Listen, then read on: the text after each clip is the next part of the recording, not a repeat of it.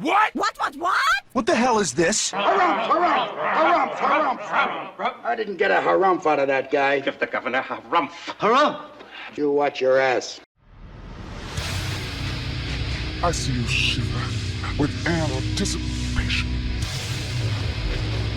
Let the show begin. Hey everybody, this is David Heretic coming at you with another edition of Reactions, Reviews, and Rants. And tonight... Alright, we're coming back to Galneryus. Yes, indeed.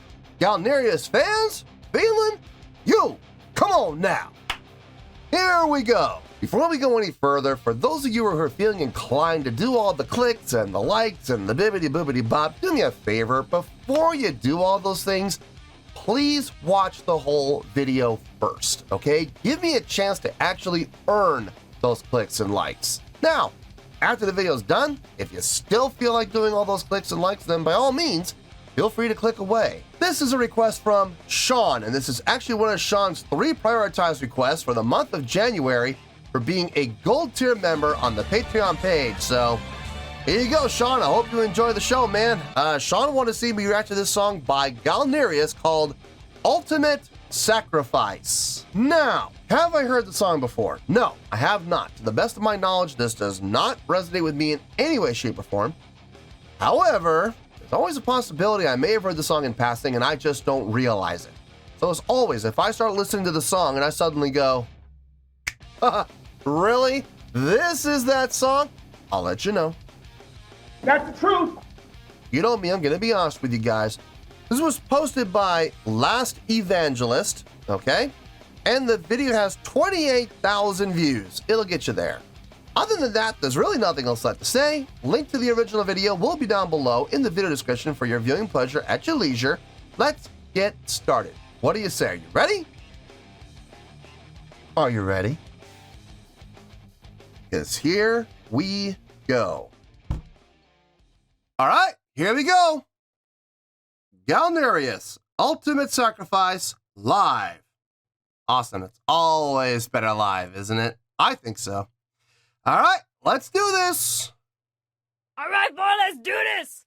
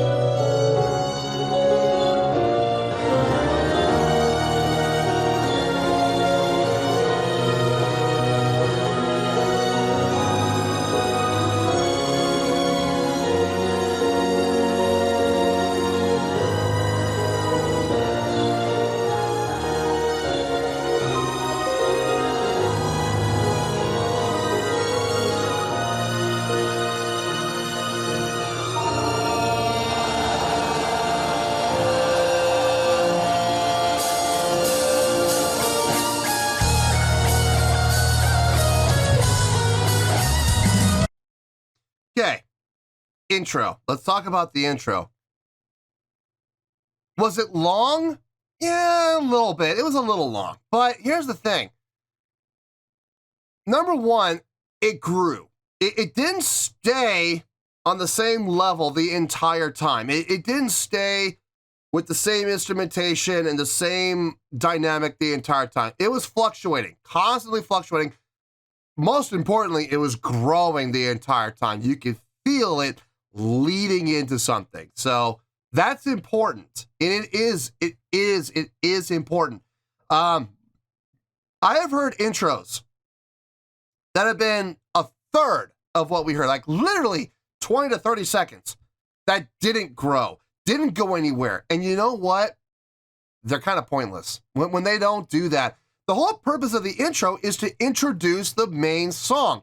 And if you do that with just this monotone thing that's even 20 or 30 seconds long, it's kind of a waste. When you have an intro that grows and develops and really leads you into something, that's far more effective. And I don't mind it if it's like a minute to a minute and a half at that point. And this was like about a minute and a half. It felt like it.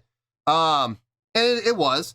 You know, it's fine. I got no issue whatsoever. So the intro was nice. The intro was very nice. Let's keep going here.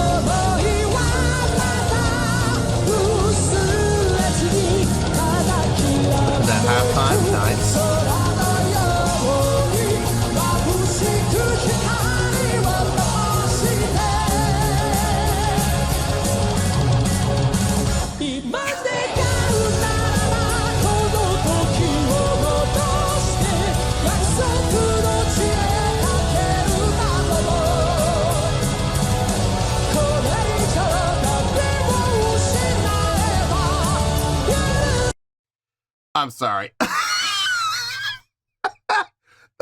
People are probably wondering, why am I laughing? I'm sorry. I'm looking at this mic stand. Look at all of those picks. I have never in my life ever seen so many picks on a mic stand. That is a first. Oh man, does he go through all of those? I'm serious. I mean, look, I know guitar players drop their picks. I've never seen a guitar player go through an entire show without dropping their pick once. Never seen it. You know, you'll always see guitar players with, 10, 12, maybe 20 picks in a pick holder. Sometimes underneath and sometimes on top, both. But I've never seen them on top, underneath, on both sides, all the way around, all the way down, the boom and the stand. I've never seen that. There are so many picks. There's got to be at least 100 picks on there. At least. Probably more. Probably close to like 150. I'm willing to bet. Man, I've never seen that many picks on a mic stand. That is fantastic. I'm sorry. I had to explain it because I'm sitting here laughing at it because I find it hysterical. But it's not a slight against them. I just think it's funny. And I wanted to make sure that people didn't think I was laughing at what was happening with the song or with the performance. No. That's all fine. It's all well and good. I'm not laughing at that. This is what I'm laughing at, is this. It's just great, man. It's funny. As a musician, I find it funny. So anyway, let's keep going here.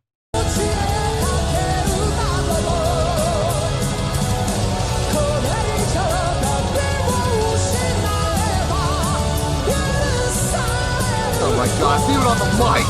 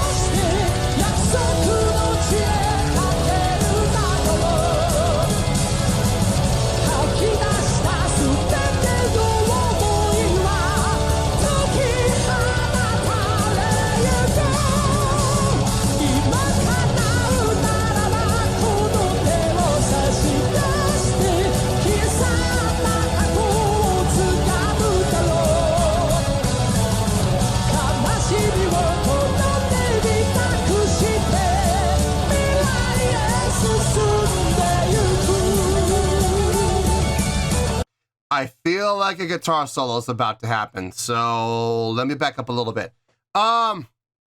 Frantic pace. Ooh, fast pace. Now here's the thing. Is it a fast pace? Yes, it is.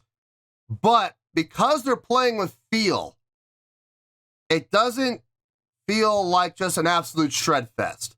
I mean, they're going at their straight time feel. Don't get me wrong. It's there. And you 1, 2, 3, 4, 1, 2, 3, 4, 1, 2, 3, 4, 1, 2, 3, 4. That's the tempo. But they're able to switch from that straight time feel to a halftime feel. And they've done it a couple of times now. And number one, it breaks up the monotony of the song. So it doesn't feel like it's just an utter and complete shred fest the entire time. Number two, by doing that, you're giving not just the crowd, you're giving the musicians a chance to just relax a little bit. So they're not exhausted by the time they're done playing the song. I'm sure they're going to be exhausted after this no matter what, but they're not going to gas out, Oh my God, this is a 12-minute long song. I didn't realize that. Oh man. Playing at this pace for 12 and a half minutes? Oh, more than that. 12:40. Playing at this pace for 12:40, yeah, they're going to be gassed. I'm sorry. I don't care how good their stamina is. They're going to be gassed after this. So taking those chances taking those opportunities to switch that halftime, it gives the musicians a chance to relax. In particular, like the guitar player and the bass player and the drummer, who are, the guitar player is picking here. I see the bass player playing with 3, Instead of playing with 3, the bass player can switch to playing with 2 fingers at a halftime speed rather than 3 fingers the whole time. Oh, man, that wears you out, boy. It does. Playing with 3, it tires you out pretty quick. So it's smart. It's smart not just from a songwriting standpoint, not just from an arranging standpoint, from a showmanship standpoint. Give yourselves a chance to breathe a little bit. Yes, smart. Very, very smart. Let's see if I'm right about this guitar solo. I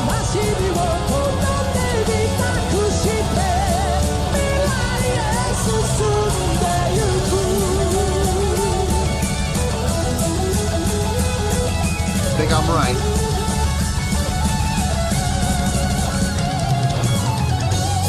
Nice. Short solo. Feels like a transition.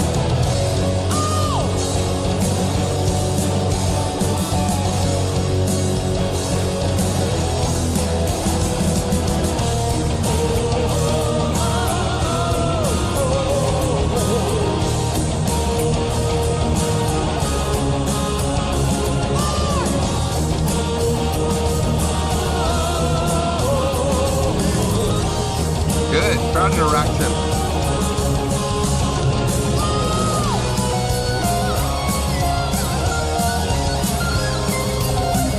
Hey!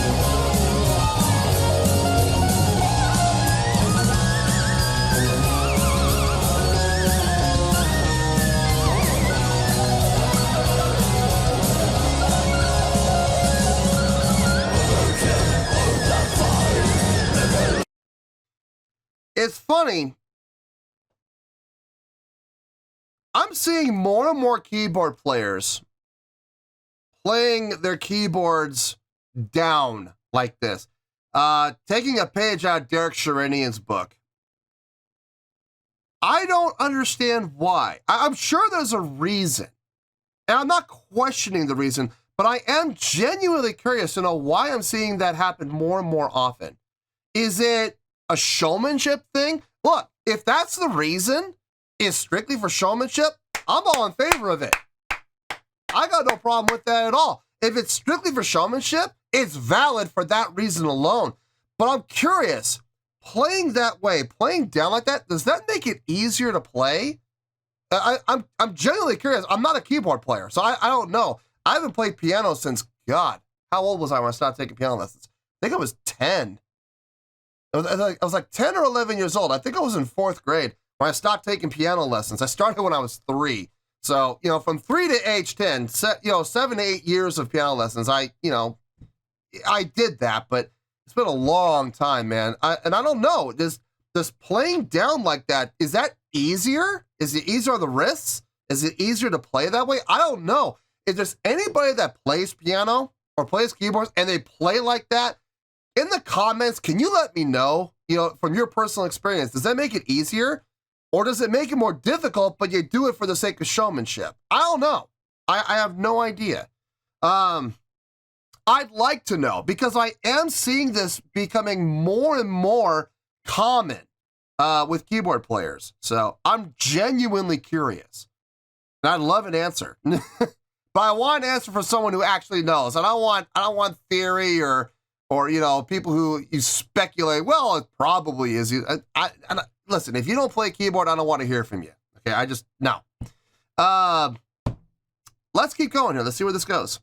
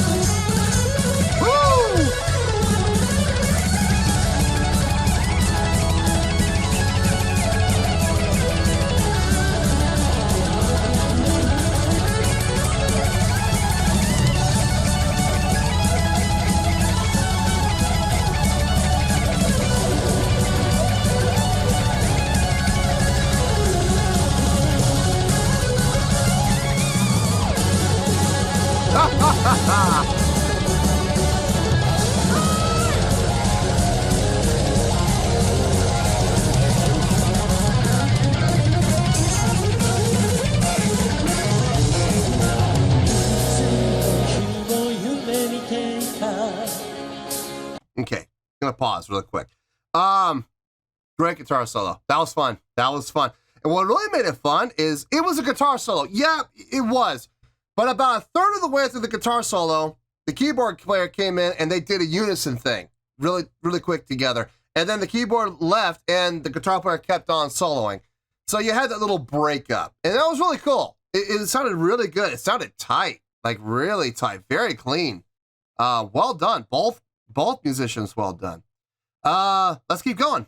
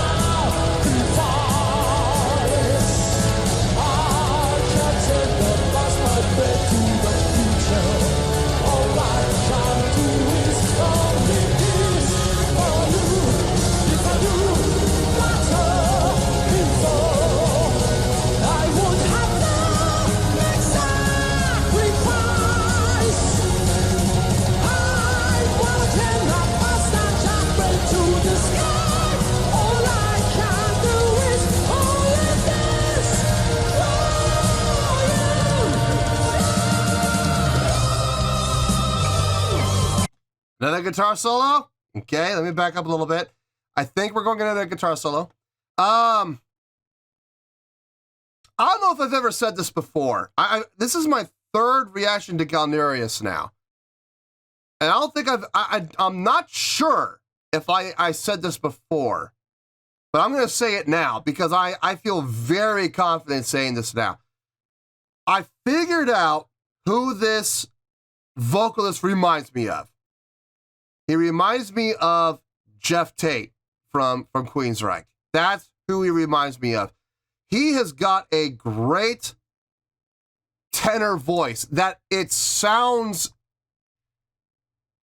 like it's been developed. Like Jeff Tate was originally a baritone, and he worked and worked and worked and worked his butt off to develop a tenor voice as a blend voice. And that's what this guy sounds like. It sounds like he's got a natural lower register, but he's developed a tenor voice that he has worked on. And it's strong, it's powerful, and it's a great blend voice to boot. I don't think I've heard him switch to falsetto once. Even when he goes up, I don't hear the flip. I don't hear the flip into the falsetto register. It all sounds blend, and that's impressive. You gotta give him credit for that for two reasons. One, he's able to do it. Not many people can. Number two, the fact that he developed it. It sounds developed. I could be wrong about that. It could be natural. It very well could be. But to me, it sounds like he developed it. And you got to give him kudos for that, for having the discipline and having the drive and the tenacity to never give up to develop that. Because, guys, I'm telling you from personal experience, I'm still working on it, developing an upper register. I've got a pretty good one, but it's not perfect, and I'm still working on it, and I've been working on it for years. So to have him work on it and develop it and get it as good as he's gotten it, you got to take the cap off to him, man. You got to take your hat off for that. To have that kind of discipline to work on it and not give up. Because, guys, it is frustrating. Let me tell you, it is frustrating because you feel it and you want to get it, but the muscles in your throat they don't always want to cooperate. They have their days where they're going to say, okay, we'll work with you. And then they have other days they say, nah, dog, that ain't happening today. And you want to work on it. And the vocal's just like, nope, not today. Sorry, Charlie. It just ain't going to happen. So you got to give him kudos, man. You got to give him kudos. But yeah, I absolutely see a Jeff Tate resemblance here in his vocals. Sounds good, man. Really good. Let's keep going here.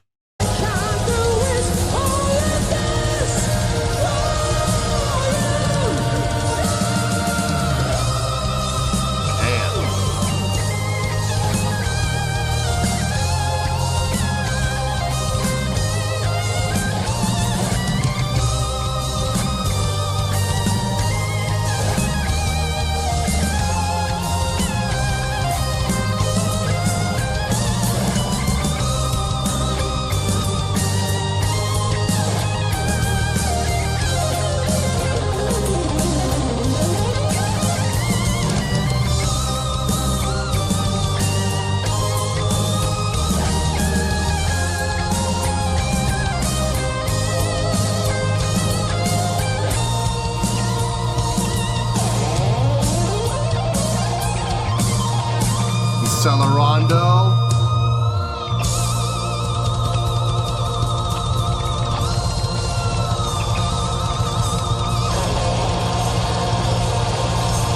Feels like the end.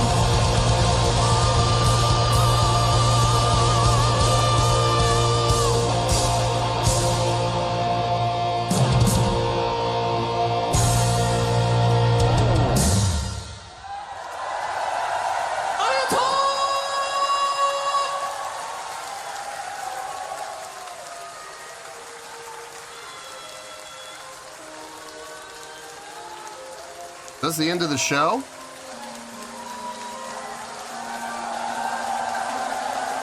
Looks like it. Yeah, drummer's coming off. No, drummer's still back there. Keyboard player came down. Okay.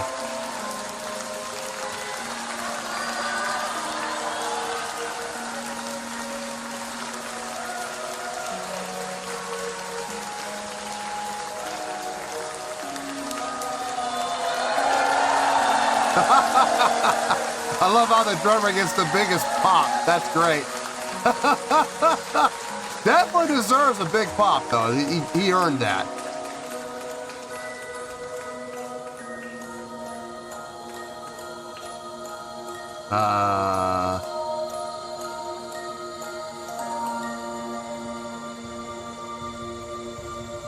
I wonder if they're coming back out.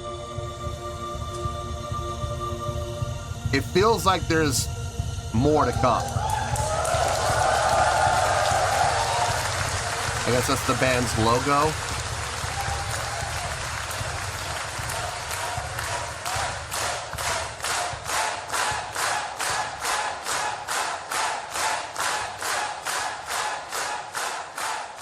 I don't know. It looks like house lights came on. I think they're done. Yeah, the house lights came up, so they're probably done. Huh. Well, if that, I don't know if that's the last. I get the feeling that was it. That's the end of the show. What a great way to end. Great song to end. Let me get my thoughts together. I'll see you in the review, and we'll talk about it. Well, there you go, folks. That was Galneryus with Ultimate Sacrifice. This was a request from Sean, and this was actually one of Sean's 3 prioritized requests for the month of January for being a gold tier member on the Patreon page. So there you go, Sean. I hope you enjoyed the show, man. I really didn't have to think very hard. I didn't have to think very long to get this score that I have. And to be honest with you, I feel good with it. I feel really good with this score. I don't think it's going to change at all. And to be honest with you, I don't have a whole lot to say because what I have to say, I already said during the course of the reaction. I'm just going to hit some bullet points and hopefully call it a day in under 10 minutes. We're gonna try to get under 10. We'll see. We'll see what happens. Oh, wait, you serious? Let me laugh even harder. On a scale of 1 to 10, I'm going to give that an 8.6. Yep, 8.6. I feel good about that score. Let me tell you why. Why? Okay, if I'm being honest here, this is my 3rd reaction to Galneryus now. Is it my favorite? No. Is it my least favorite? No. Out of the 3 I've done now to Galneryus, I would put this at number 2. I would put that at number 2. The first song I did was my favorite. Still my favorite. The second song, I think probably my second favorite. I mean, my 3rd favorite out of these 3. I still loved it though. I still enjoyed it. Now this song, very strong number 2. I feel very strong about that. Great closer. I absolutely believe this would be a great final song, and it looks like it was, and with good reason. It has all the things you want for a good closer. It's thematic. It has that feel of finality to it. It does, man. When the way they ended the song, especially with that Decelerando at the end, it's like, yeah, this is the way to end the show. Perfect. Done deal. Now, watching the end, you saw the band come down. You saw the band as individuals bow, and go off the stage. You saw the house lights come up. Now, I don't know if this was actually the last song. They may have come out and done more. Now, the reason I'm saying that, usually typically bands, when they are actually done with the show, when they're finished, they will come together and take a bow together as a collective unit, as a sign of solidarity. Now, I didn't see that. I just saw the band members come down. They everybody out to the crowd, and then they all went off and went their separate ways. There was no solidarity. That leads me to believe that there may have been more. Now, I don't know if there was or not. That just may be how they are, and they just take individual bows, and that's the end of the show. Like I said, I did see the house lights come up, so that usually signals the end of the show. I don't know if there was an encore after this or not. I'm not sure, but this was a great way to end. So if this was the last song, this is the end. They're done. House lights up. Everybody go home. Get out. You don't have to go home, but you can't stay here. Okay, fine. I'm perfectly fine with that. If they have something else afterwards, that's okay too, but it better be on the same level as this, because this was a great feel of finality. The pacing on this song was breakneck. I mean, it was a fast-paced song. It was tempered with those switches to halftime feel, which really helped quite a bit. If they had played at that constant straight time the entire 12 minutes, number one, could they have done it? Probably, but they're going to be gassed afterwards, which is going to be even more of a reason for this to be the last song, because after that, they're not going to want to play. Number two, it helped break up the monotony of the song. It helped keep the song from sounding monotonous, which is always a good thing. You want to keep the crowd constantly vested. And one of the best ways to do that, switch things up. It's the easiest way. It really is. The bass player. I feel bad for that bass player because I could not hear the bass worth a dang in the mix whatsoever. I could see what he was playing. I saw him with the 3-finger strumming, man. That's intense. Good on him. I like doing 3-finger too. It's fun. I hate 4-finger, but 3-finger, yeah, I'm there for that all day long. I have a weird way of doing it. I'll alternate. So I'll go, I'll go 2 3 2 3 4 3 2 2 3 2 3 4 3. It's weird, but I like doing it. That is it. 1 2 1 2 1 2 3 1 2 1 2 1 2 3 1 2 1 2 1 2 3 1 2 1 2 1 2 3 1 2 1 2 1 2 3. That's how I do it. And that's just me. That's just how I feel comfortable doing it. But I can do 3. I can go 1 2 3 1 2 3 1 2 3 1 2 3 1 2 3 as well. It's just I prefer doing it my way. But watching him doing it, 3 1 2 3 1 2 3 1 2 3 1 2 3 1 2 3 1 2 3 1 2 3 all the way through, man. That was that's intense. That is super intense. I felt bad for him because I couldn't hear it, but I could see it, and I could see he was playing accurately. So good on him. That keyboard player, man, he's good. He is good. Not sure about the whole playing down thing. Like I said, I said that during the reaction. If someone that plays keyboard and does play like that, can you tell me, seriously, I guess I really would like to know, is it easier to play that way, or is it just for showmanship? I mean, I'd like to know. But the keyboard player, phenomenal keyboard player. I loved it when the keyboard player and the guitar player were playing in unison, when they would. It wasn't very often, but there were spots where they would play in unison. Man, it sounded clean. It sounded really clean. Right together, every single note. That guitar player is something special. Man, I mean, don't get me wrong. I've seen a lot of guitar players like him. First one that comes to mind, Herman Lee. I mean, he's the first one that comes to mind. Very talented, very, very accurate, especially when playing fast like that.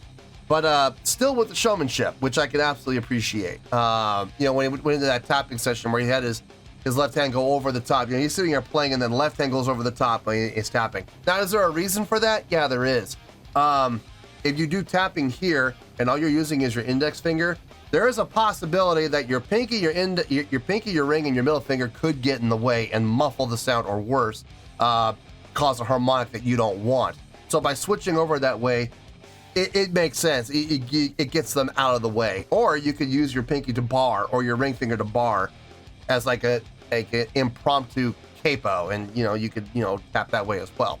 So is there a purpose behind it? Absolutely, there's a purpose behind it. It's not just for showmanship, although from a showmanship standpoint, it looks cool too. So, no, but there really is reason and function behind it. But great guitar work on his part. The drumming, oh Nelly, oh that drummer with that double kick, boy, whoo, smooth, really, really smooth, very fast, very intense, but clean. Absolutely clean. I love the fills he did at the beginning. to set up the actual entrance to the song where he was on those toms, man. I mean, don't get me wrong, he threw a couple cymbal hits in there too, but for the most part, it was skin work, and I'm absolutely here for skin work. Great job on the drumming. That vocalist, I think I really feel that Jeff Tate parallel and that Jeff Tate comparison is absolutely warranted.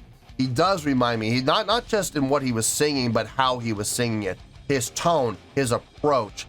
And like I said, it sounds like it's a developed tenor voice.